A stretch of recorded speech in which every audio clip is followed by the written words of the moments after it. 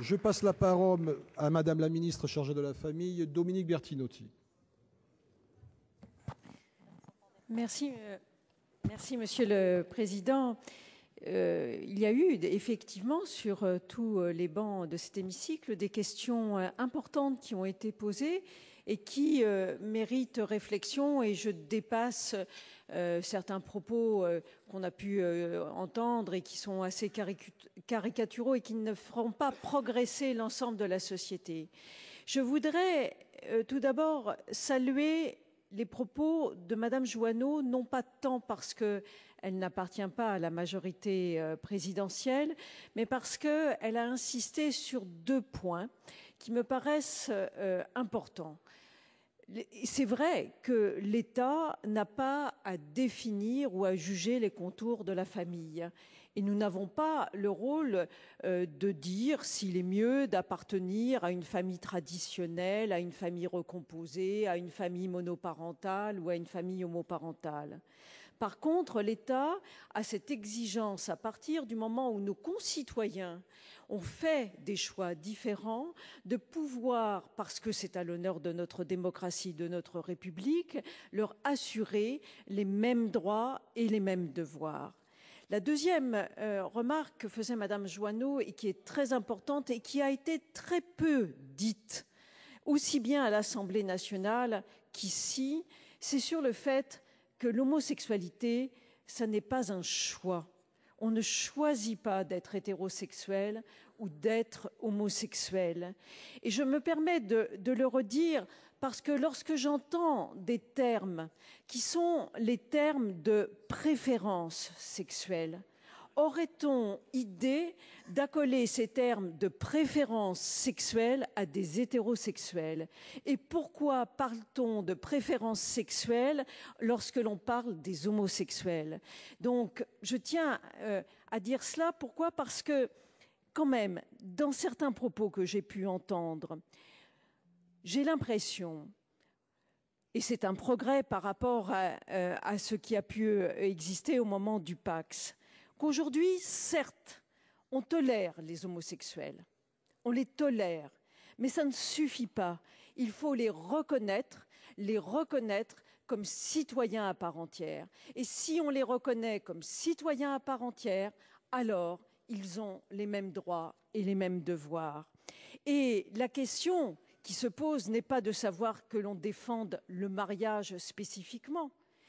À partir du moment où l'on considère qu'ils sont des citoyens à part entière, alors ils doivent avoir les mêmes choix que les hétérosexuels, c'est-à-dire soit le concubinage, soit le Pacs, soit le mariage. Et aujourd'hui, ils ont le choix du concubinage, ils ont le choix du Pacs, ils n'ont pas celui du mariage. Ce n'est pas une ode au mariage que nous sommes en train spécifiquement de faire. Ce n'est pas notre vocation. Il y a eu aussi des questions qui ont été posées et qui seront très certainement reposées dans les jours qui vont venir sur le droit de l'enfant, le droit à l'enfant. On n'a jamais évoqué une expression qui peut-être pourrait mettre tout le monde d'accord, qui est le désir d'enfant. Et le désir d'enfant, il n'a rien à voir avec la sexualité des parents. Il faudra, j'ai bien entendu, la définition que l'on donne de l'adoption, en particulier de l'adoption internationale. On dit ce n'est pas satisfaire le droit à l'enfant des parents, c'est offrir une famille à un enfant qui n'en a pas. Très bien. Mais dans le fond, croyez-vous véritablement que les couples hétérosexuels qui ne peuvent pas, pour des raisons de stérilité, avoir un enfant, soit simplement dans la démarche d'offrir une famille à un enfant qui n'en a pas?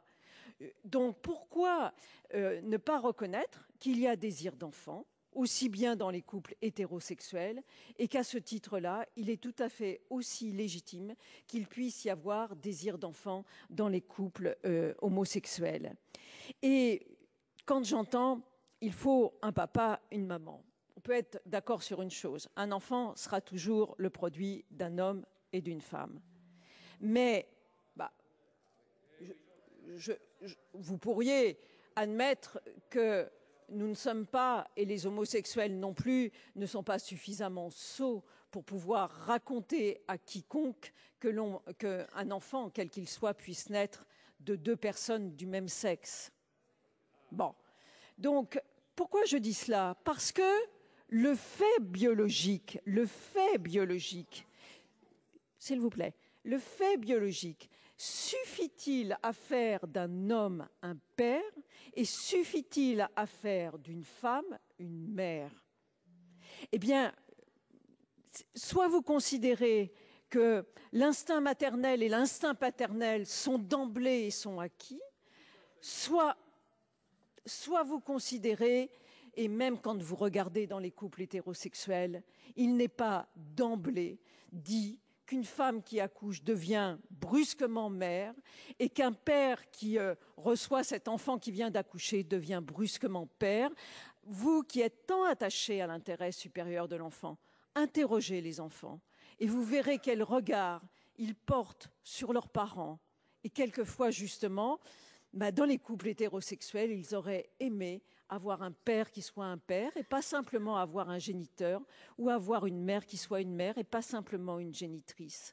Donc vous voyez bien que cette question-là, elle est au-delà, là aussi, de la sexualité des parents.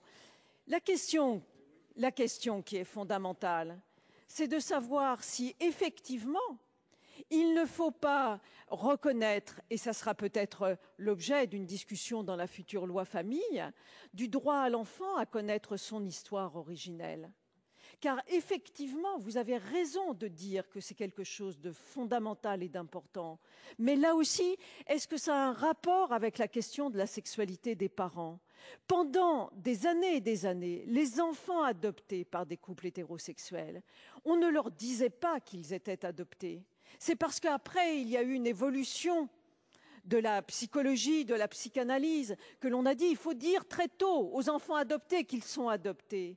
Mais aujourd'hui, a-t-on le même comportement vis-à-vis des enfants qui sont nés de PMA? Ça dépend des parents, ça dépend des familles dans lesquelles ils se trouvent.